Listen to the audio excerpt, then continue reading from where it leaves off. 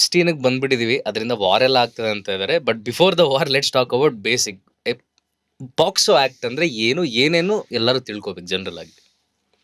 Prevention of children from sexual offences, what is that basically and major points? Major points ಅಂತ ಹೇಳುವಾಗ it protects every children below the age of 18 years. ನಾವು 18 years below ಇಲ್ಲಿ ಹುಡುಗನ victim ಅಂತ ಹೇಳ್ತಾ ಇಲ್ಲ. Victim can be both boy and girl. And special part ಏನು ಅಂತಂದರೆ accused can be anybody. Accused ಯಾರು ಬೇಕಾದ್ರೂ ಆಗ್ಬೋದು. ಒಂದು ಹೀನಿಯಸ್ ನನ್ನ ಪ್ರಕಾರ. ಬಟ್ ಏನಂತಂದರೆ ರೀಸೆಂಟ್ ಅಗೇನ್ ಅದೊಂದು ಈಗ ಕೇಸ್ ಇನಿಷಿಯೇಟ್ ಆಗಿದೆ. ಸೊ ಕೌನ್ಸಿಲಿಂಗ್ ಅಂತ ಬಂದಿದ್ದು. ಪಾಕ್ಸೋ ಹೇಗೆ ನಡೀತಿದೆ ಅಂತಂದರೆ 99% ಕೇಸಸಲ್ಲಿ ನಿಮ್ಮ ಕ್ಲೋಸ್ ಅಕ್ವೆಂಟ್ ಯಾರಿರ್ತಾರೆ ಅವರೇನೆ ಮಾಡ್ತಿರೋವಂಥದ್ದು. ಬೇಸಿಕಲಿ ಹುಡುಗಿ ಮಕ್ಕಳು ಚೈಲ್ಡ್ ಅನ್ನೋ ಡೆಫಿನೇಷನ್ ಫಾಲೋ ಆಗ್ತಾರೆ ಇವರು. ಈಗ ನಾವು ಚೈಲ್ಡ್ ಅನ್ನು ಸಹ ಡಿಫೈನ್ ಮಾಡಿದ್ವಿ BNS ಅಲ್ಲಿ. ಬಿಲೋ 18 years ಎಲ್ಲರೂ ಚೈಲ್ಡ್ ಅಂತ. ಸೊ ಹುಡುಗ ಆಗಲಿ ಹುಡುಗಿ ಆಗಿರ್ಲಿ ಚೈಲ್ಡ್ ಅವರು. ಸೊ ಎಲ್ಲ ಒಫೆನ್ಸಸ್ ಅವರಿಗೆ ಸ್ಪೆಷಲ್ ಆಗಿ ನಾವು ನೋಡ್ತೀವಿ. ಪಾಕ್ಸೋ ಅಲ್ಲಿ ಈ ಹುಡುಗ ಆಗಿರ್ಲಿ ಹುಡುಗಿ ಆಗಿರ್ಲಿ ಚೈಲ್ಡ್ ಡೆಫಿನೇಷನ್ಗೆ ಫಾಲೋ ಆಗ್ತಾರೆ.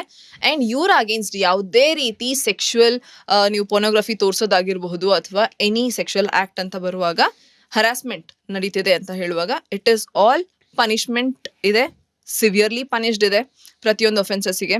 ಆ್ಯಂಡ್ ರೀಸೆಂಟ್ ಕೇಸ್ ಅಂತ ಏನು ಹೇಳಿದ್ದು, it was from Telangana. So ಒಂದು ಅಣ್ಣ ತಮ್ಮ ಪ್ರಾಪರ್ಟಿ ಮ್ಯಾಟರಲ್ಲಿ ಅವರಿಗೆ ಡಿಸ್ಪ್ಯೂಟ್ ನಡೀತಿದೆ. ಅಣ್ಣನಿಗೆ 2 ಮಕ್ಕಳಿದ್ದಾರೆ, ಟ್ವಿನ್ಸ್, ಹುಡುಗ ಮತ್ತು ಹುಡುಗಿ ಟ್ವಿನ್ಸ್. ಆ್ಯಂಡ್ ಇಬ್ಬರಿಗೂ 3 ವರ್ಷ. ಈ ಅಣ್ಣ ತಮ್ಮ ಯಾರು ಡಿಸ್ಪ್ಯೂಟ್ ನಡೀತದೆ ಅದರಲ್ಲಿ ತಮ್ಮ ಹೀ ಸ್ಟಿಲ್ ಇನ್ ಕಾಲೇಜ್, ಅವ್ರು MBA ಸಮಥಿಂಗ್ ಮಾಡ್ತಿದ್ದಾರೆ.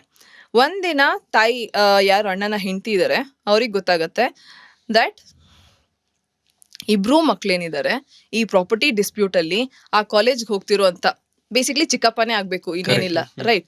ಸೊ ಆ ಚಿಕ್ಕಪ್ಪ ಇಬ್ಬರಿಗೂ ಪಾನ್ ತೋರಿಸಿದ್ದಾರೆ. ಆ್ಯಂಡ್ ಆಲ್ಸೋ ಅವರಿಬ್ಬರಿಗೂ ಸಹ he has taught something which has not to be ಹೇಳ್ಕೊಡೋ ಹಾಗಿಲ್ಲ, ಎಕ್ಸೆಟ್ರಾ ಮಕ್ಕಳಿಗೆ ಅವರಿಬ್ಬರಿಗೇನೆ ಹೇಳ್ಕೊಟ್ಟಿದ್ದಾರೆ. ಆ್ಯಂಡ್ ಇದು ಎಲ್ಲಾನು ಮಕ್ಕಳು 3 years ಅಂತ ಹೇಳಿದ್ರೆ ಅವ್ರಿಗೆ ದೇ ನೋ ನಥಿಂಗ್. ಬಟ್ ಆ ಒಂದು ಮಗು ಏನಿದೆ ರಿಕ್ರಿಯೇಟ್ ಮಾಡ್ತಿದ್ರು TV ನೋಡ್ತಾ. ಸೊ ತಾಯಿ ಏನು ಮಾಡ್ತಿದ್ಯಾ ಎಕ್ಸೆಟ್ರಾ ಅಂತೆಲ್ಲ ಕೇಳುವಾಗ ನಿಧಾನಕ್ಕೆ ಆ ಹುಡುಗಿ ಎಲ್ಲಾನು ಹೇಳ್ತಾಳೆ. ತಾಯಿ ಶಿ ಹ್ಯಾಸ್ ರೆಕಾರ್ಡೆಡ್ ಎವ್ರಿಥಿಂಗ್. ಮಗು ಹೇಳಿದೆ ಪ್ರತಿಯೊಂದು, ನಾವು ಈ ರೂಮಲ್ಲಿ ಈ ಥರ ನನಗೆ ಹೇಳಿದ್ದಾರೆ, ಈ ಥರ ನಾನು ತಮ್ಮ ಇಬ್ರೂ ಸಹ ಒಟ್ಟಿಗೆ ನಾವು ಈ ಥರ ನೋಡಿದ್ದೀವಿ ಎಕ್ಸೆಟ್ರಾ, ಮದುವೆ ಏನು ಡಿವೋರ್ಸ್ ಏನು, she is saying everything. 3 years ಮಗು. ಆ 2 ಮಕ್ಕಳನ್ನ ಕೂರಿಸಿ ತಾಯಿ ಶಿ ಈಸ್ ಕಂಪ್ಲೀಟ್ಲಿ ಟ್ರಾಮೆಟೈಸ್ಡ್. ಆ್ಯಂಡ್ ಅವರು ಎಲ್ಲ ರೆಕಾರ್ಡ್ ಮಾಡಿಕೊಂಡು ಅವ್ರೀಗ ಅಪ್ರೋಚ್ ಆಗಿದ್ದಾರೆ, ನಾನೇನು ಮಾಡೋದು. ಆ್ಯಂಡ್ ಇದು ಮಾಡಿರೋದು ಬೇರೆ ಯಾರಲ್ಲ, ಚಿಕ್ಕಪ್ಪ. ಅವನು ಪ್ರಾಪರ್ಟಿ ಡಿಸ್ಪ್ಯೂಟಲ್ಲಿ ರಿವೆಂಜ್ ಅವನಿಗೆ ಇದು. So POCSO is so much in today society ಅಂತ ಹೇಳೋ. ಮುಂಚೆ ಆದರೆ ಮಕ್ಕಳು ಹೇಳ್ತಾ ಇರಲಿಲ್ಲ, ಈಗ ಮುಂಚೆಯಿಂದ ನಡೀತಾ ಇರಲಿಲ್ಲ ಇದು ಅಂತ ಅಲ್ಲ, ಮುಂಚೆಯಿಂದ ಇತ್ತು. ಈಗ people have become outspoken. And also ಸ್ಕೂಲ್ಸಲ್ಲಿ ಟೀಚರ್ಸ್ ಪ್ರತಿಯೊಂದು ಕಡೆ ನೀವು ಮಗುಗೆ ಹೇಳ್ಕೊಡೋದು ಎಷ್ಟು ಇಂಪಾರ್ಟೆಂಟ್ ಅನ್ನೋದಕ್ಕಿಂತ ದೊಡ್ಡವ್ರಿಗೆ ಫಸ್ಟ್ ಹೇಳ್ಕೊಡ್ಬೇಕಾಗತ್ತೆ ನೀವು ಮಾಡ್ತಿರೋದು ತಪ್ಪು ಅನ್ನೋದು. ಹೇಳ್ಕೊಡೋದು actually is nothing moralistic. Again ನೀವು ಮಾರಲ್ಸ್ ಲೀಗಲ್ ಅಂತ ಮಾತನಾಡುವಾಗ completely illegal. And 18 years below ಮಕ್ಕಳಿಗೆ ಅಕ್ಯೂಸ್ಡ್ ಪೊಸಿಷನಲ್ಲಿ ಚಿಕ್ಕಪ್ಪನೇ ಆಗ್ಬೇಕಂತ ಇಲ್ಲ, ಚಿಕ್ಕಮ್ಮ ಕೂಡ ಆಗಬಹುದು. ಫೀಮೇಲ್ ಹೇಳ್ಕೊಡಲ್ಲ ಅಂತ ಅಲ್ಲ, ಇಲ್ಲ ಫೀಮೇಲ್ ಅಸಾಲ್ಟ್ ಮಾಡಲ್ಲ ಅಂತ ಅಲ್ಲ. So accused can be both male and female. And victim also here can be both ಹುಡುಗ ಆ್ಯಂಡ್ ಹುಡುಗಿ. ಅವ್ರ ಅಗೇನ್ಸ್ಟ್ ಏನೇ ಸೆಕ್ಷುವಲ್ ಇದು ನಡೆಯುತ್ತೆ then it is punishable. But POCSO accused ಆಗಿರೋರು 18 ಕಿಂತ ಕಡಿಮೆ ಇದ್ರೆ ಏನಾಗತ್ತೆ ಇವಾಗ? ಫಾರ್ ಎಕ್ಸಾಂಪಲ್ ಇಬ್ರು ಕ್ಲಾಸ್ಮೇಟ್ಸ್ ಆಗತ್ತೆ. ಆ ಚಿಕ್ಕಪ್ಪನೇ ತಗೊಳ್ಳೋಣ, ಚಿಕ್ಕಪ್ಪ 17 years ಎಕ್ಸಾಕ್ಟ್ಲಿ ಇಬ್ರು ಇದಾರೆ. ಅಗೇನ್ ಸೇಮ್ ಏನಾಗುತ್ತೆ. ಬಟ್ ಅವರು 18 ಕೆಳಗಡೆ ಬರುತ್ತಲ್ಲ ಚಿಕ್ಕಪ್ಪ ಕೂಡ. ಅಕ್ಯೂಸ್ಡ್ಗೆ ನೀವೇನು ಏಜ್ ಅಂತ ಹೇಳಿಲ್ಲ ಅಲ್ಲ, ಓಕೆ, ವಿಕ್ಟಿಮ್ಗೆ ನಾವು ಏಜ್ ಹೇಳಿರೋದು. ಅಕ್ಯೂಸ್ಡ್ ಏನ್ ಬೇಕಾದ್ರೂ ಆಗಿರ್ಬೋದು, ಯಾರು ಬೇಕಾದ್ರೂ ಆಗಿರ್ಬೋದು. ನೈಸ್. ಇವತ್ತಿನ teenagers first standard second standard ಮಕ್ಕಳೇನೆ ಎಲ್ಲ ನ್ಯೂಸ್ ಅಲ್ಲಿ ಬರುತ್ತೆ. ಸೊ ಹಂಗಿದ್ದಾಗ ನಾವು ಏಜ್ ಅಂತ ಹೇಳಿಲ್ಲ ಅಲ್ಲ. Okay. So 18 for an example, ಈಗ should be below 18 is child. ಈಗ somebody ಫಾರ್ ಅನ್ ಎಕ್ಸಾಂಪಲ್ 12 ವರ್ಷ ಇದೆ ಹುಡುಗ ಹುಡುಗಿ, ಸೇಮ್ ಈ ಚಿಕ್ಕಪ್ಪನ ಜಾಗನೇ ತಗೊಳ್ಳೋಣ. 12 ವರ್ಷ ಇದೆ, ಹೈಪೋಥೆಟಿಕಲಿ ಚಿಕ್ಕಪ್ಪ ಒಂದು 11 ವರ್ಷ ಅನ್ಕೊಳ್ಳೋಣ, ಅವನೇ ಹೇಳ್ಕೊಟ್ಟಿದ್ರು he'll be under Yes. the okay accused can be anybody, any age anybody ಅಂತಾನೆ Gender, ಹೇಳಿರೋದು. age, what? Any accused. Okay but juvenile act ಅಲ್ಲಿ ಅವ್ರನ್ನ ಅರೆಸ್ಟ್ ಮಾಡಕ್ಕಾಗಲ್ಲ. ಜುವೆನೈಲ್ ಆಕ್ಟ್ ಅಲ್ಲೇನೆ ಬರ್ತಾನೆ again. Okay, so he will ಮಾಡಿ ರಿಮೈಂಡ್ ಹೋಮ್ ಹೋಗ್ಬೇಕು. Correct. Okay okay okay, nice. ಇವಾಗ accused can be anybody. Victim Got it. ನಾವು ಏಜ್ ಹೇಳ್ತಿರೋದು ಬಿಲೋ 18 ಇಯರ್ಸ್ ವಿಕ್ಟಿಮ್, ಹುಡುಗ ಹುಡುಗಿ. ಓಕೆ, ಆಗ್ಲೇ IPC ಮತ್ತೆ BNS. BNS ಬಗ್ಗೆ ಮಾತಾಡಿದ್ವಿ. ಏನೇನ್ ಚೇಂಜ್ ಆಯ್ತು, ಏನೇನ್ ಹಳೆ ತೆಗೆದ್ರು, ಏನೇನ್ ಹೊಸದ್ ಹಾಕಿದ್ರು? Can you just take? First important child definition. Okay ಅದ್ ಬೇಕಾಗಿತ್ತು. ಓಕೆ ನಾವ್ ಎಲ್ಲಾರನು ಒಂದೇ ರೀತಿ ಹುಡುಗ ಹುಡುಗಿ ಅಂತ ಕ್ಲಾಸಿಫೈ ಮಾಡಕ್ ಆಗೋದಿಲ್ಲ. Child has to be taken again separately. So child ನ ಡಿಫೈನ್ ಮಾಡಿದ್ವಿ. 18 ವರ್ಷಕ್ಕಿಂತ ಕಮ್ಮಿ ಇರೋರು ಚೈಲ್ಡ್, ಓಕೆ ಅವರಿಗೆ ಸೆಪರೇಟ್ ಆಗಿ ಜುವೆನೈಲ್ ಇದೆ. ಸೊ ಅದು ನೋಡ್ಕೊಳತ್ತೆ. ಸೆಕೆಂಡ್, ನಾವು ಮುಂಚೆ ನಮಗೆ ಚೈನ್ ಸ್ನ್ಯಾಚಿಂಗ್ ಇದೆಲ್ಲ ಇರಲಿಲ್ಲ, ಮೊಬೈಲ್ ಸ್ನ್ಯಾಚಿಂಗ್ ಒಫೆನ್ಸ್ ಆಗಿಲ್ಲ. ನಾವು ಥೆಫ್ಟ್ ಅಲ್ಲೇನೋ ನೋಡ್ತಿದ್ವಿ. ಈಗ ಸ್ಪೆಸಿಫಿಕ್ ಆಗಿ ಚೈನ್ ಸ್ನ್ಯಾಚಿಂಗ್ ಒಫೆನ್ಸ್ ಆಗಿದೆ. ಟೆರರಿಸಂ ಮುಂಚೆ ನಾವು ಹೇಳಿರ್ಲಿಲ್ಲ, ಈಗ ಟೆರರಿಸಂ ಡಿಫೈನ್ ಮಾಡಿದೀವಿ.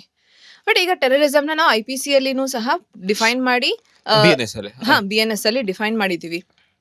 Organised crime, petty organised crime. Okay. So ಈ ತರ ನಾವು ಟ್ರಾಫಿಕಿಂಗ್ ಆಗಿರಬಹುದು, ಇದನ್ನೆಲ್ಲಾನು ಇದರಲ್ಲಿ ನಾವು ಡೀಲ್ ಮಾಡ್ತೀವಿ. Okay. ಅಂಡ್ ಇದಕ್ಕೆ ಹೀನಿಯಸ್ ಪನಿಷ್ಮೆಂಟ್ಸ್ ಇದೆ. ಈಗ ಇದನ್ನೆಲ್ಲ ನಾವು ಒಫೆನ್ಸ್ ಅಂತ ಮಾಡಿದೀವಿ. ಮಾಬ್ ಲಿಂಚಿಂಗ್ ಇರ್ಲಿಲ್ಲ, ಈಗ ನಮಗೆ ಮಾಬ್ ಲಿಂಚಿಂಗ್ ಕೂಡ ಸಹ ನಾವು ಒಫೆನ್ಸ್ ಅಂತ ಹೇಳಿ ಮಾಡಿದೀವಿ. ಓಕೆ.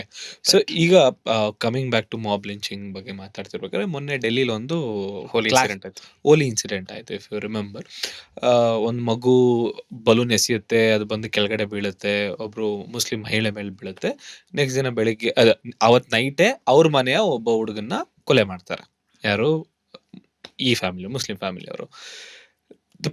ಅಂದ್ರೆ ಆ ಪ್ರಾಬ್ಲಮ್ ಏನಾಯ್ತು ಅಂದ್ರೆ, ಇವ್ರ ಮಗ ಕಳ್ಕೊಂಡ್ರು, ಅದಕ್ಕೆ ಬಿಲ್ಡಿಂಗ್ ನ ಹೊಡೆದಾಗ್ತದ್ರ. ಅಂದ್ರೆ ಇಟ್ಸ್ ಬೀನ್ ಫಾಲೋಯಿಂಗ್. ಅಂದ್ರೆ ನಾವು UP ಆಗಿರ್ಬೋದು, ಎಲ್ಲ ಆಗಿರ್ಬೋದು, ನೋಡ್ತಾ ಇದ್ದೀವಿ.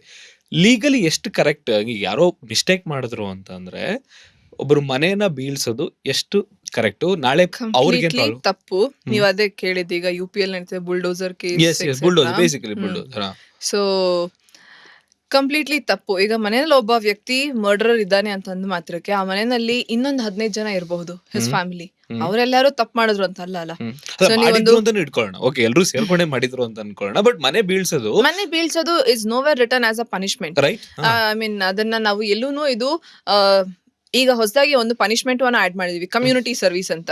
ಸೊ ಪಿಟಿ ಕೇಸಸ್ಗೆ ಮರ ನೆಡಿ ಅಥವಾ ಗಿಡ ನೆಡಿ, ಇಲ್ಲ ಅಂತಂದ್ರೆ ಕಸ ಗುಡ್ಸಿ ಎಕ್ಸೆಟ್ರಾ ಅದೆಲ್ಲಾನು ಹೇಳ್ತೀವಿ.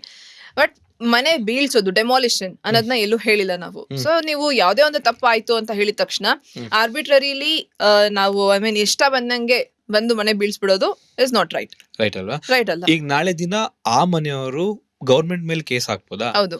ಅಂಟಿಲ್ ಅನ್ಲೆಸ್ ಅದು ಲೀಗಲ್ ಮನೆ ಆಗಿದ್ದು, ಕರೆಕ್ಟ್ ಫ್ಲೋರ್ಸ್ ಎಲ್ಲ ಕರೆಕ್ಟ್ ಆಗಿದ್ದು, ಅದಾದ್ರೆ ಏನಾದ್ರೂ ಎನ್ಕ್ರೋಚ್ ಆಗಿದೆ, ಇಲ್ಲೀಗಲ್ ಆಗಿ ಕಟ್ಟಿದ್ದಾರೆ, ದೆನ್ ಡೆಮಾಲಿಷನ್ ಮಾಡೋದು ಕಂಪ್ಲೀಟ್ ಅಡ್ಮಿನಿಸ್ಟ್ರೇಟಿವ್ ಟಾಸ್ಕ್ ಎಲ್ಲ ಮುಗಿಸಿ ಡ್ಯೂ ಪ್ರೊಸೆಸ್ ಆಫ್ ಲಾ ನ ಫಾಲೋ ಮಾಡಿ ನೀವು ಡೆಮಾಲಿಷ್ ಮಾಡ್ತಿದ್ದೀರಿ. ಕರೆಕ್ಟ್. ಸುಮ್ನೆ ನೀವು ಯಾವ್ದೇ ಒಂದು ಇಲ್ದೆ ಇನ್ನು ಕೇಸ್ ಇತ್ಯರ್ಥನೂ ಆಗ್ಲಿಲ್ಲ, ಶುರುನೂ ಆಗ್ಲಿಲ್ಲ, ಅಷ್ಟಕ್ಕೆ ನೀವು ಬಂದ್ ಮನೆ ಡೆಮಾಲಿಷ್ ಮಾಡ್ತಿದ್ದೀರಿ. That's not at all right, not at all justified. Okay, ಈಗ ಒಂದು ಎಕ್ಸಾಂಪಲ್ ತಗೋಣ. ಇಮ್ಯಾಜಿನ್ ಆ ಮನೆ ಇವಾಗ ಎಲ್ಲ ಗವರ್ಮೆಂಟ್ ಪ್ರಕಾರ ಕರೆಕ್ಟ್ ಆಗಿ ಕಟ್ಟಿದ್ದಾರೆ ಅಂತ ಅನ್ಕೊಳ್ಳೋಣ. ನಾಳೆ ದಿನ ಏನೇನ್ ಆಗ್ಬೋದು ಅವ್ರ ಕೇಸ್ ಹಾಕಿದ್ರೆ? ಈಗ ನಮ್ಮ ಮನೆ ಈಗ ಬೀಳ್ಸಿದ್ದಾರೆ ಅಂತಂದಾಗ ನಾಳೆ ದಿನ ಏನೇನು ಪ್ರಾಪರ್ ನೀವೊಂದು ಅಡ್ಮಿನಿಸ್ಟ್ರೇಟಿವ್ ಪ್ರೊಸೀಜರ್ಸ್ ಏನಿರುತ್ತೆ ಅದನ್ನ ಫಾಲೋ ಮಾಡ್ಬೇಕಾಗತ್ತೆ. ಡ್ಯೂ ನೋಟಿಸ್ ಕೊಡಿ, ನೋಟಿಸ್ ಪೀರಿಯಡ್ ಸರ್ವ್ ಆಗ್ಲಿ, ಅಂಡ್ ಅಷ್ಟರಲ್ಲಿ ಅವರಿಗೆ ಇರುವಂತ rights, the other party also stands a opportunity of being heard. ನಾವು ನ್ಯಾಚುರಲ್ ಜಸ್ಟಿಸ್ ಪ್ರಿನ್ಸಿಪಲ್ ಅಂತ ಮಾತನಾಡ್ತೀವಿ. ದಟ್ ಯಾವುದೇ ಸಿನಾರಿಯೋ ಆಗಿರ್ಲಿ, ಎರಡೂ ಪಾರ್ಟಿನ ಕೇಳಿನೇ ನೀವು ಡಿಸಿಷನ್ ನ ತಗೊಳ್ಬೇಕು. ಅಟ್ ಎನಿ ಕಾಸ್ಟ್ ನೀವು ಒಬ್ರನ್ನ ಕೇಳಿ ಡಿಸೈಡ್ ಮಾಡುವಂತದ್ದು ಇರೋದಿಲ್ಲ. ಸೊ ಎರಡೂ ಪಾರ್ಟಿಗೂ ಆಪರ್ಚುನಿಟಿ ಆಫ್ ಬೀಯಿಂಗ್ ಹರ್ಡ್ ಇದ್ದೇ ಇರುತ್ತೆ. ನಿಮ್ ಪಕ್ಷ ಏನು, ನಿಮ್ ಪರವಾಗಿ ಏನ್ ಮಾತನಾಡ್ಬೇಕು.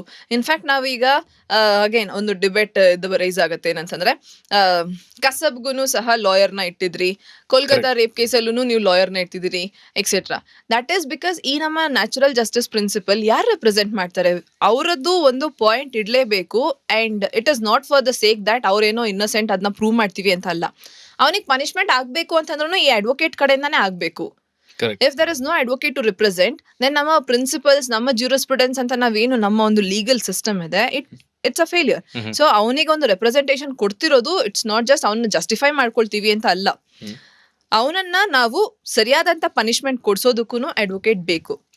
ಸೊ ಕಂಪ್ಲೀಟ್ ಪ್ರೊಸೀಜರ್ ಲಾನ ಫಾಲೋ ಮಾಡಿ 2 ಪಾರ್ಟಿನ ಕೇಳಿ ನೋಟಿಸ್ ಪೀರಿಯಡ್ ಸರ್ವ್ ಮಾಡಿ ದೆನ್ ಲೇಟರ್ ಕೋರ್ಟ್ ಇದು ಸರಿ ಇಲ್ಲ ಈ ರೀತಿ ಅಂತ ಹೇಳುವಾಗ ಡೆಮಾಲಿಷನ್ ಅನ್ನೋದು ಹೋಗುತ್ತೆ. Only if in case building ಸರಿಯಾಗಿಲ್ಲ, ಕಟ್ಟಡ ಇಲ್ಲ ಅಂಡ್ ಎನ್ಕ್ರೋಚ್ಮೆಂಟ್ ಇದೆ, ಆ ಕಂಡೀಷನ್ಸ್ ಅಲ್ಲಿ. ಓಕೆ, ಸೊ ಬೇಸಿಕಲಿ ಇವಾಗ ಮಾಡಿರೋದು ಇಲ್ಲಿಗಲ್ ಅಂತಾನೆ ಹೇಳ್ತಾ ಇರೋದು.